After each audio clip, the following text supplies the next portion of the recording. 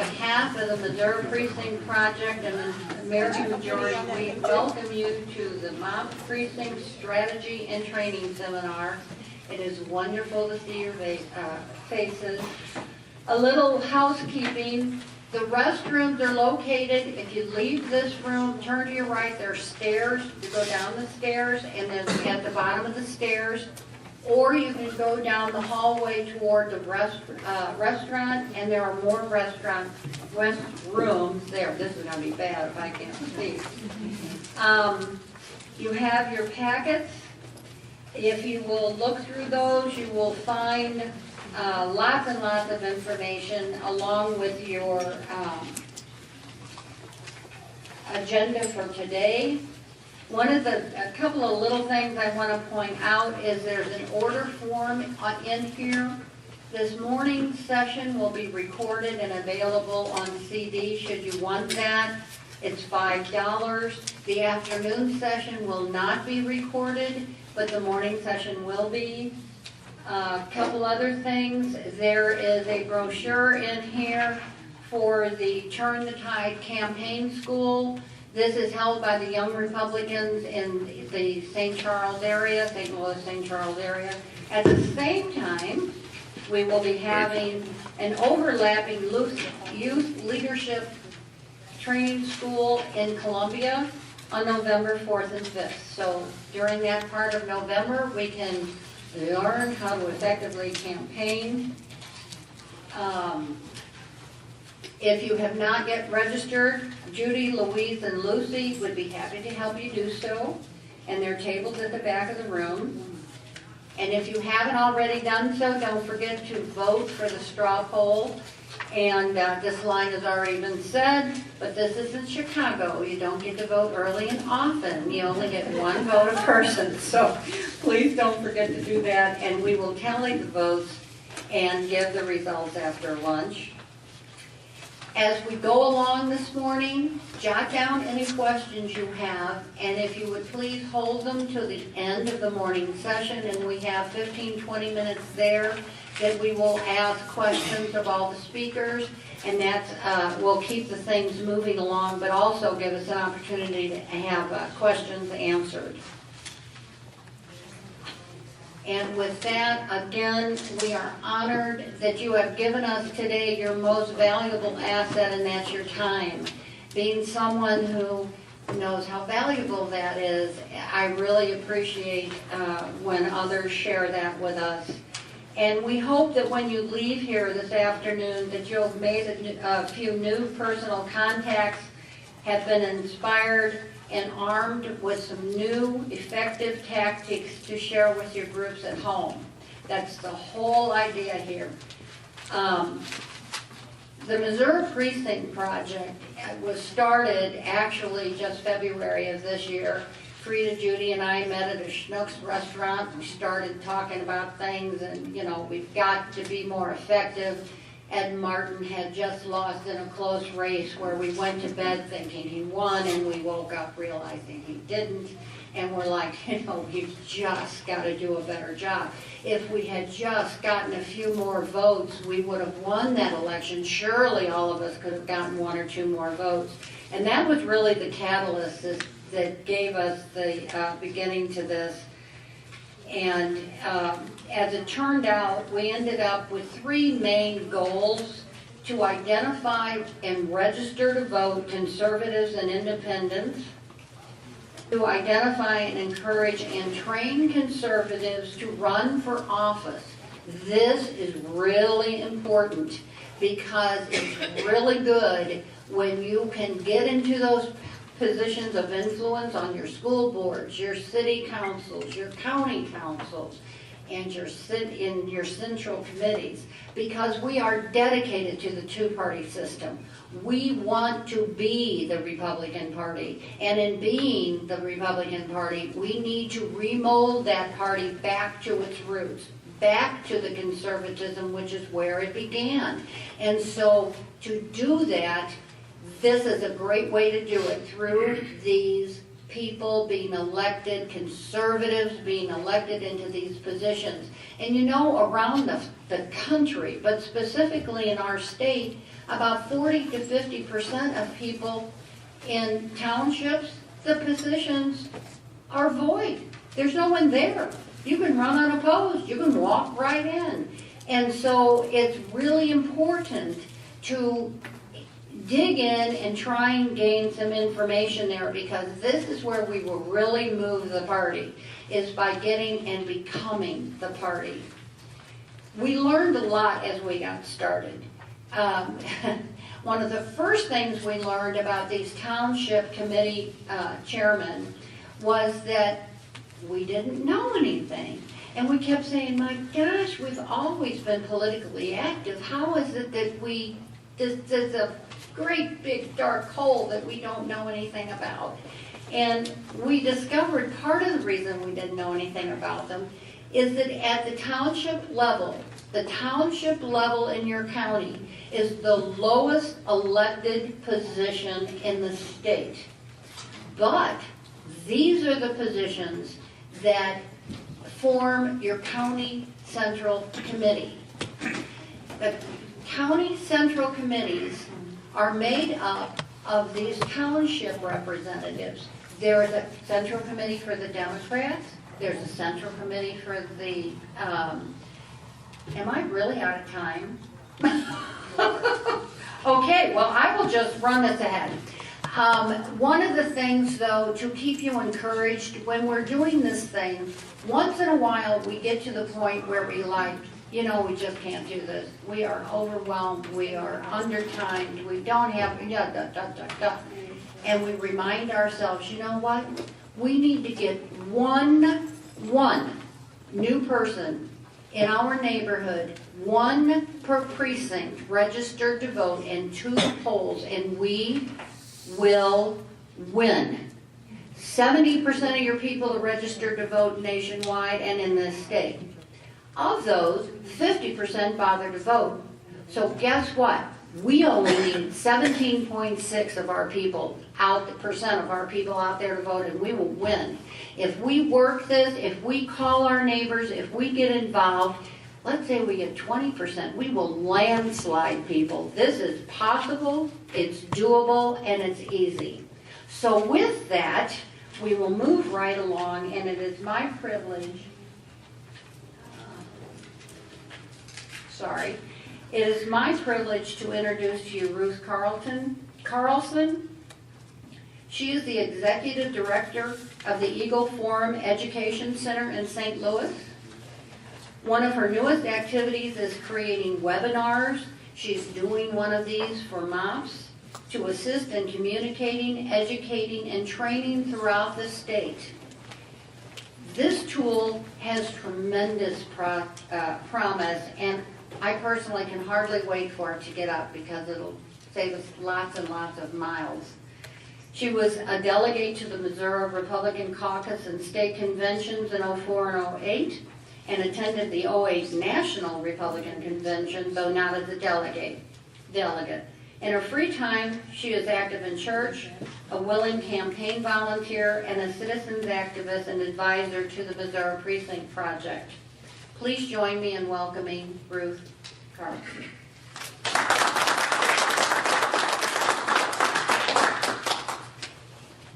Well, I'm honored to be here, but there are so many here that I know are veterans and have been involved so much longer than I have, so sometimes it's just a bit humbling to be asked to speak to people who I know a lot more than I do. And I also commend you for being here, for giving up an entire Saturday to come and be involved in government. I don't think that there's enough praise that we can give to people who give and sacrifice of their own personal time and energy and money to attend conferences like this. And I especially want to thank the MOPP leadership, Anita and Frida and Judy and other people who've been involved, because I know that it's your own personal time and money and energy, even more so than people in attending, that made sure this was possible. And I know that one thing is certain, that we will not have a country unless there's people like Frida and Judy and Anita who are willing to basically invest in these ideas to educate other people. And I thank you, and I thank them for their willingness to trust me with 15 minutes, so I'll try and respect that very much. So my speech today is titled, "The Most Important Office Isn't the President of the United States," which is based off of a brochure that you can find in your packet. And I work for Eagle Forum. Phyllis Schlafly is the author of this particular pamphlet. You can order it from Eagle Forum so that you can have them to distribute and to recruit other people and to inspire them. And you might say, well, wait a second, isn't the President of the United States the leader of the Western world and someone who has all of this this powerful power? Well, yes, he's probably the most powerful man in the world, but the presidency is not the most powerful office in the world. Another office is more powerful because it chooses whose names will appear on the ballot for elective office, and what will be the policies of the political parties that provide the major support for those candidates. To understand why this office is so powerful, you must understand the 7 steps of government, and those are outlined in the pamphlet, and I'm just going to briefly outline them for you right now. So first, to change things, you have to change the law. It's very important to understand that rules determine outcomes, even more so the law. So if you see things you want to change, you have to change the laws. So where are there things that we want to change about our country? The taxes, deficits, schools, crime, abortion, gay rights, governmental funding of anti-social projects, government overregulation, or even government subsidizing business, which was the main topic of the special session here in Missouri. Our Constitution makes Congress the most powerful branch of government. It can pass laws, impose taxes, and spend our money. State legislatures are powerful as well, very powerful over the public schools. So if you don't like the present policies, what are we going to do about it? That's why we're all here.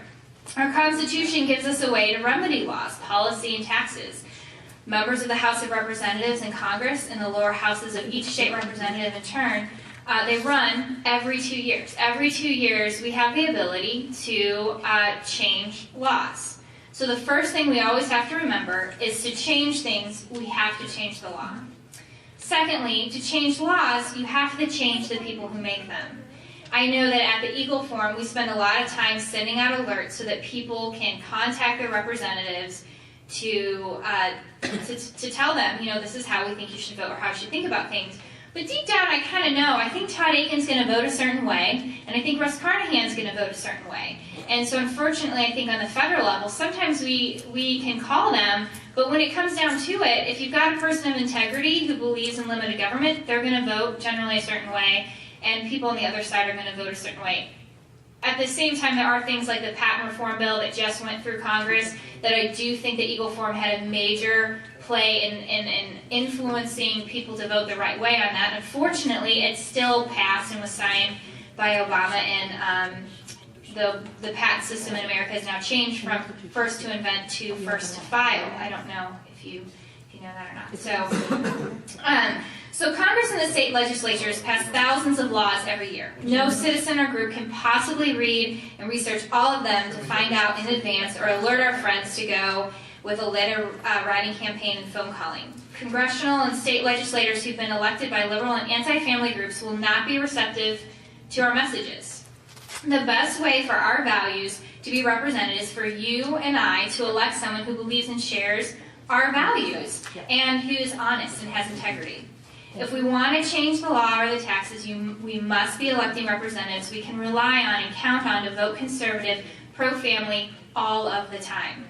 So to change the laws, we have to change the people who make those laws. The third principle, to be elected, your candidate must be on the ballot. How often have we voted for the lesser of two evils when we didn't like either of those candidates running for an important office? Have we ever wondered why? Why do we keep ending up in the same place? Despite all the rhetoric, both candidates seem to back the same sort of agendas. Some may be a little bit slower, moving in that direction slower than the others. How many times has a good conservative not made it to the ballot, onto the ballot? So to get on the ballot, you have to win the primary, and you have to be nominated. And in different states, that happens in different ways. The winners in party primaries or convention will be the candidates who appear on the ballot in November.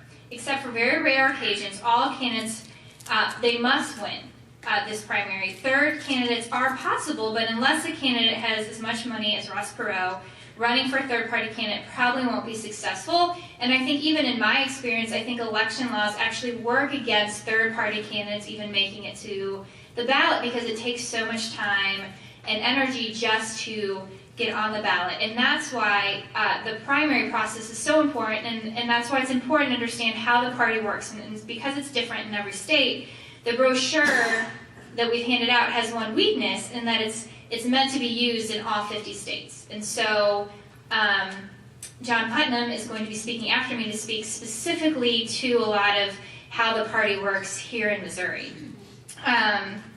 Because in certain states like Utah, it's a convention, that's how you win a primary. In Missouri, it is generally by election.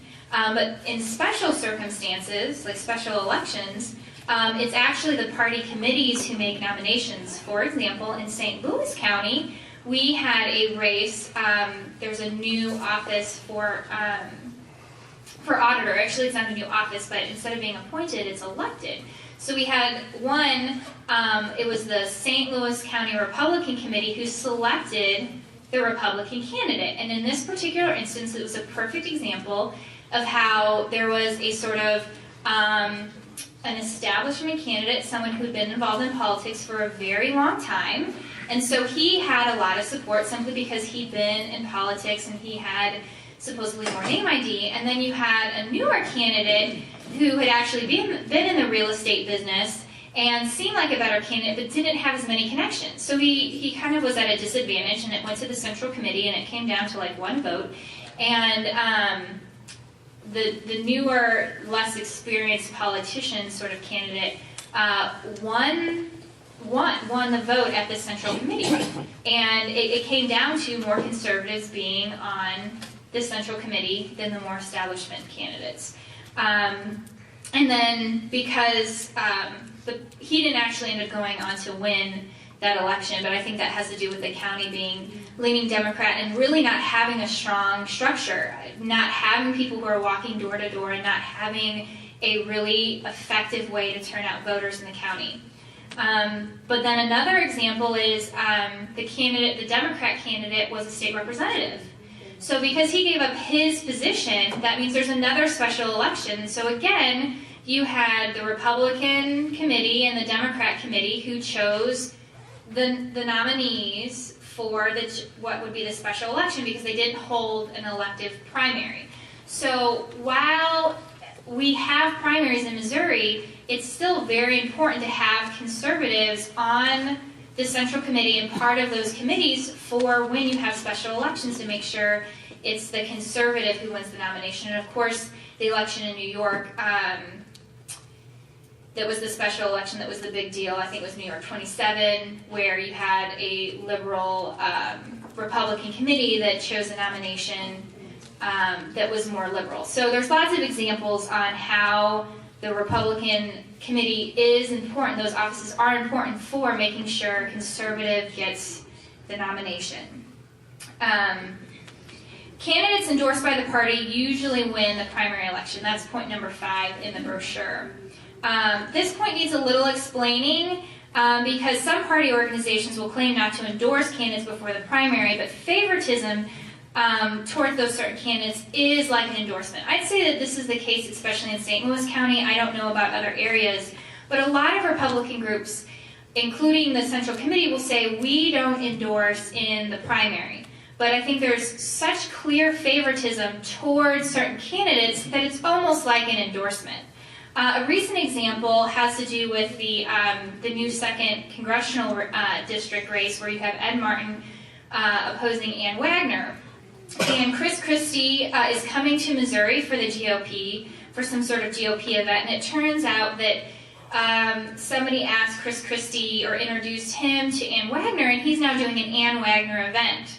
And Ed Martin was never given the opportunity to necessarily have Chris Christie come in and do a fundraiser for him and all these different things. But basically, even though Ann Wagner does not have the Republican endorsement, she is receiving favoritism from the party, which essentially becomes like an endorsement. And that's why you have to have enough conservatives, enough people like us involved in that structure so that you don't have that favoritism happening if you're not going to allow endorsements, or you're the one influencing that favoritism. Because, I wouldn't say that I'm necessarily against supporting conservative candidates if they're the best candidate. I mean, the people who are showing up are running the show. And if we're not showing up, then we're not going to be part of making some of those decisions. Secondly, only a minority of Americans vote in primary elections. These voters might simply vote for the first candidate who knocks on their door or whose name they've heard on the radio without even knowing other candidates are in the race before the primary. Most voters don't investigate primary candidates or even find out who they are.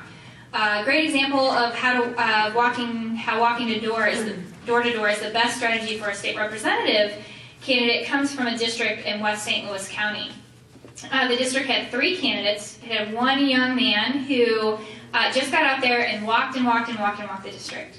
There was another guy who had been a staffer for Jim Talent and basically got all of Jim Talent's old phone lists and just planned on calling all of those people and putting up yard signs there and doing some sort of, radio and some ads. And then there was a third guy who thought, you know what, I'm just going to walk towards the end and I'll be the second candidate that goes around and they'll meet me and I'm a little bit more middle-aged and might seem a little bit more mature and ready for being a state representative. Well, who do you think won this race? The first guy, the young guy who went door to door, met the voters, and because they met him first, he was known by them. And once someone says, I'm going to vote for you, or they commit to putting a yard sign out in their yard, they're going to keep that commitment. And that's a great example for how going door to door, it's Koenig, Representative, I think it's Andrew Koenig, is the young man. And we went to the same church for a while, and I remember meeting him early on. I went over to his house with one of Judy Hahn, a committee woman, and I just said, you know what? I'm done. Oh, wow. Okay. So I thought that I timed this out pretty well. But take 5 of mine. You gave me some. Oh, okay. I'll take 5. Sorry. Mine only says 13 and a half. Okay, so, anyways, but it was really exciting because I basically said, because my mom's on the, has been, or she still is on the Central Committee in St. Louis County, and so I've been involved since before I could even vote, handing out literature for candidates, and there was a candidate in North County, and he walked door to door, and he walked his district 3 times, and so in a district now that, like, a Republican the last time that there was a Republican this last time, he got 35% of the vote. And, 6 or 8 years ago, there was a Republican who was there. And it's because he walked door to door. And you don't have to, when you meet someone and people see that you're just a regular person and you can win votes without necessarily being partisan, is what I'm trying to say. And so I told Andrew, I said, you know what, just walk. Just get out there and walk and walk and walk and walk and walk, and you will meet the voters, and you will be able to win this. That's how you win on the local level. And he went out and did that. He just stayed very focused, and he met voters, and that's what everyone in this room is going to have to do. We're going to have to find that time, we're going to have to block that time off, and we're going to have to go meet people in our neighborhoods. So I think I kind of went on a little bit about how, a majority of people, when they go to the primary, they don't necessarily know who they're going to vote for. And the Missouri Precinct Project is about going out there, being strategic, finding those voters, and making sure when they get to the polls, they know the best candidate to vote for because we've educated them. So candidates endorsed by the party usually win the primary, which means candidates who have the support structure, that have people in the grassroots who are out there supporting them, those are going to be the people that win the primaries. Ed Martin needs support. He needs grassroots people out there walking. And that's my own opinion. That's not the opinion of Eagle Forum or MOPP or anyone else. That's Ruth Carlson's personal opinion. And it's important to be involved in the candidate process. So, let's see here. So 7, it's easy to be elected a precinct committee person. That's the 7th principle, which is basically the people who show up are the people who are basically going to reap the benefits of that. There's a lot of these positions that are empty. It's going to a boring meeting once a month or whatever. Some of the stuff is just really tedious kinds of work, and it's the people who show up who make the decisions. And you can, if there's an empty place, you can get appointed to it, you can challenge someone, or if they're a great person already in that position, you don't need to challenge them, you can just support them in that township position. Or I think there's even a point of, even if they're a poor committee person, if it would be a difficult challenge, just get out there and walk your area, because you don't have to be the official elected person to have a huge influence in all of this process. So I think there's a number of ways that you can go about it. So it's just always just the principles. To change things, we have to change the law. To change the laws, you have to change the people who make them. To be elected, the candidate has to be on the ballot. To get on the ballot in November, you've got to win the primary. So we've got to be the most strategic that we can to win the primaries, and meeting voters face-to-face is the most effective way to do it. So we need to find the voters who are most likely going to agree with us. We need to visit them, we need to make sure they have the information they have, and we need to turn them out. And that's how we can be effective. So it matters who's in office, it matters who's in these structures. It's important to be strategic, and the committee process is really the process that we have. So I'm just going to conclude with that, because our involvement matters. It matters very much that we're in this room. It matters very much that this project is happening in Missouri, and I think that we're blessed to have such a strategic group of people and movement and people here today. Thank you very much.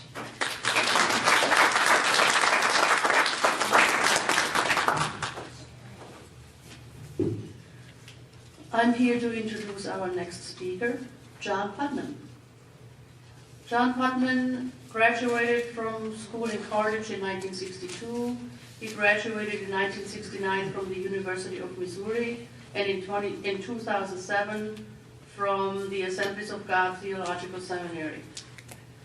John has a long work history in various businesses as owner and manager. He's married since 1969, and he and his wife have 4 children that were all homeschooled. And guess what? They all went to great universities and graduated. They all dress themselves in the morning, too. John has been active in various community and service activities as well as political activities. He's strong in Missouri Right to Life and involved in education issues. He's also very active in political activities, like he's the Republican committeeman in Jasper County and the chairman of the Central Committee. He was a delegate to the Republican National Convention in 1996 in a very nice place, San Diego. He's the director of the 7th Fair Tax in the 7th Congressional District and state co-director. He's also organizer for the Southwest Missouri Conservative Network, organizer for the Tea Party Patriots, and state coordinator for Healthcare Compact. So he's a true patriot. Please help me welcome John Putnam.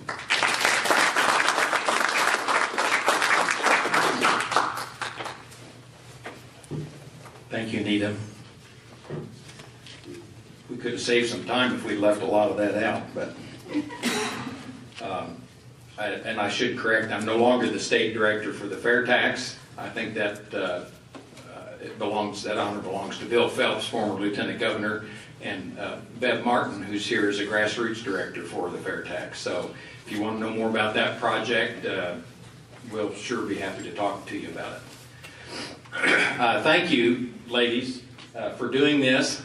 I want to say that I believe these 3 women that have started Missouri Precinct Project are the Deborahs in Missouri of 2011. I guess we started this project. If you know who Deborah was in the Old Testament, seems like the men couldn't get around to furnishing a good judge in the nation of Israel, and a woman had to step up and do the job. Not that women are not just as capable, and many times they're more capable, but in this case, certainly these ladies remind me of Deborah. They are sounding the trumpet. I believe that this is the most important meeting being held in Missouri today. I know it seems small, but it is not the president that everybody's looking at, as Ruth has said. It is the precinct that holds the key to a long-term change in America. if you need to have that underscored, and I have a dozen different ways I'd like to do that, but let me just say that the man who's president now is president because one of the parties chose to stop throwing bombs, to put on a coat and tie, to cut their hair, and to join the precinct position and become the precinct committee women and committee men in the 1960s and 1970s, and now run that party. That is clear evidence that it will happen. It does take a little bit longer than the next election, but some of us started working on this a few years ago, and most of my assignment really is to talk about the nuts and bolts of the party structure, but I can't resist trying to impress people with the importance of this approach. The last thing I'll say about that is the ultimate authority in my own life and experience has become the Scripture. And if I were to ask you today who began the precinct strategy, who would you say from the Bible invented or recommended the precinct strategy? Does it really go back that far? Jethro. This could very easily be called the Jethro Project. And I just want to read a passage to you from Exodus 18. It says, "It came about the next day that Moses sat to judge the people, and the people stood about Moses from the morning until the evening. Now, when Moses' father-in-law saw all that he was doing for the people, he said, 'What is this thing you are doing for the people? Why do you alone sit as judge, and all the people stand about you from morning until evening?' Moses said to his father-in-law, 'Because these people come to me and inquire of God. When they have a dispute, it comes to me, and I judge between a man and his neighbor, and I make known the statutes of God and his laws.' And Moses' father-in-law said to him, 'The thing you are doing is not good. You will surely wear out both yourself, these people who are with you, and these people who are with you, for the task is too heavy for you. You cannot do it alone. Now listen to me.'" This is pretty stern advice. You ever gotten advice from your father-in-law? It's a serious time. "Now listen to me, and I will give you counsel, and God be with you. You be the people's representative before God, and you bring the disputes to God. Then teach them the statutes and make known to them the way in which they are to walk and the work that they are to do. Furthermore, you shall select out of all the people able men," qualification number 1, "who fear God," qualification number 2, "men of truth," number 3, "and those who hate dishonest gain." The old King James word there was covetousness. You know what covetousness is? It's wanting somebody else's stuff. And you know what the problem in America is right now? We're being run by a bunch of people that want other people's honestly earned stuff. Okay, so this is really right on for us today. "Let them judge the people at all times, and let it be that every major dispute they will bring to you, but every minor dispute they themselves will judge. So it will be easier for you, and they will bear the burden with you. If you do this thing, and God commands you," the word of the Lord, he's pretty direct here, saying, I know what God's will is here, "then you will be able to endure, and all these people will what? Will go to their place in peace." Is that what we've lost today? Is the peace that we once had in American society? I think so. So Moses listened to his father-in-law and did all that he had said. And Moses chose able men out of all of Israel and made them heads over the people, leaders of thousands, of hundreds, of 50s, and of 10s. And they judged the people at all times. The difficult disputes they would bring to Moses, but every minor dispute they themselves would judge. Then Moses bade his father-in-law farewell, and he went his way to his own land. So this is exactly the precinct strategy. I hope there's a handout of somewhere, I think Judy was going to put it in, of Thomas Jefferson's statement about the importance of the precinct. Some of you may know this as the ward or the township, but the most universal term is the precinct. And I hope we'll have a chance to reflect on Thomas Jefferson's words about this. It's in a little blue piece of paper. Is that in the folders? Great. I didn't have a copy of it. So let me say that most people are suggesting that do you have this handout of mine yet? Has that been passed out? Yes. Okay. I'd love to show Dr. Utopia's cartoon from 1938, but we don't have time for that. Some would suggest that we should throw all the incumbents out of office and vote for a third party that is uncorrupted by years of power. That would be a great idea, but it just won't work, folks. Yes, I work in the Republican Party. I'm here to say that I don't have a particular allegiance to the Republican Party. I'm a Christian and a conservative and a Republican in that order. I do think the Republican Party offers an easier structure, an easier avenue for us to regain control. The chance of a third party coming along is not going to happen unless you have a better example than Ross Perot in 1992 when he got 18% of the vote and elected Bill Clinton. We have to infuse one of the parties, and I think we could take over either of the parties, any of the parties. There are other parties out there besides the two main ones, but the problem we face today is mostly caused not by corruption and party bosses at the top. Yes, they are there, but why are they there? They're because of the ignorance and the apathy of people at the grassroots level. And that's what we're trying to address here. So I have laid out the things that you need to understand about how this system works. This is true in all the major parties, but only the Republicans and the Democrats are organized enough to be players with enough clout to get somebody actually elected when the elections show up. So first thing you must understand is the political jurisdictions in the state of Missouri. There are 3,425 precincts in Missouri. Those are what we're targeting because the precinct leaders organize 114 counties. The 114 county leaders effectively organize 163 legislative districts and 34 senatorial districts,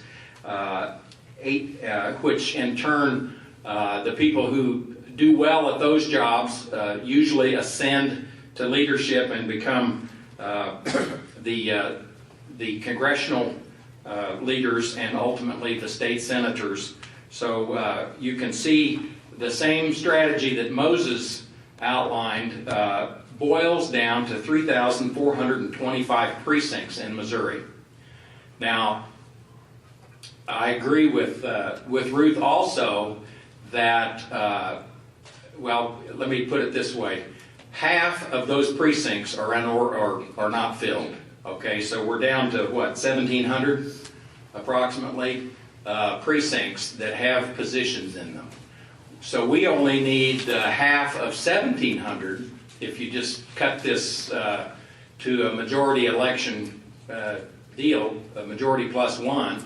We need about 800 to 900 people in the state of Missouri, and we can take over either party, all parties, and become the influencers that Ruth so ably described.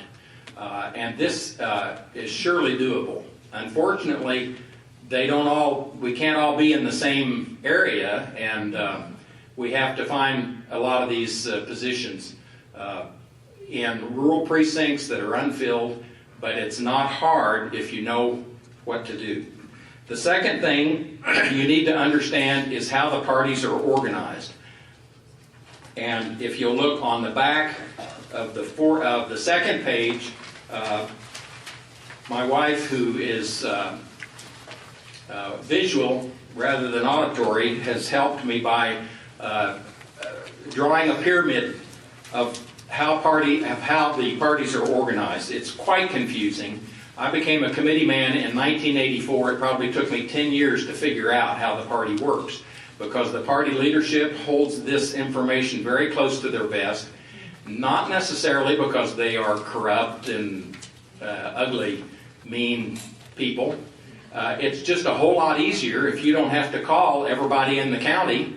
If you can make a couple of phone calls and tell people who are apathetic or raising their kids and taking them to t-ball games and busy, making a living, and you can just tell them this is what we want you to do, they'll all show up and do it. That's what we've done for 40 years in my lifetime, adult lifetime, and because of that, they just go on doing what they're doing, and in most cases, they would love to have the help. And they probably agree with you philosophically, but it's just been too much trouble to make certain things happen because they don't have the grassroots support. And so somebody calls from the top and says, this is what we want you to do at the next election, and they figure out how to do it. So in my county, Jasper County, there are 74 precincts at the bottom. We have two people, a man and a woman, in each of these precinct positions, so we have 148 precinct positions. Currently, we only have, I think, around 80 of those seats filled because most people think this is just boring or too much trouble. But we have a strong majority of those 80, and it's a very conservative county. We don't take our instructions from anybody. We figure out what's best for the people, what's constitutional, and we run the county that way. These county people come together right after the primary and elect legislative district chairman and vice chairman. There's a man and a woman who are elected as the chairman and the vice chairman for each legislative district in the county. That's what I say, 164. And those chairman and vice chairman, plus the county chairman and vice chairman that reside in a senatorial district, get together a couple of weeks later and elect. They become the senatorial district committee. Okay, I hope you can understand that. The precinct executives or chairman, vice chairman, women, become the legislative district chairman and vice chairman. Those people then make up the senatorial district committee. And they also staff or serve on the congressional district committee, which really doesn't have a lot of responsibility in terms of electing the hierarchy, but can play an important role in the whole process. But the key positions that you should be aware of are the precinct positions, the legislative district chairman and vice chairman, who become the senatorial district chairman and vice chairman. Who become the senatorial district committee members. Those committee members, in my 32nd senatorial district, there are 18 of us, and we choose two people, a man and a woman, to sit on the state committee. So each senatorial district, there are 64 senatorial districts.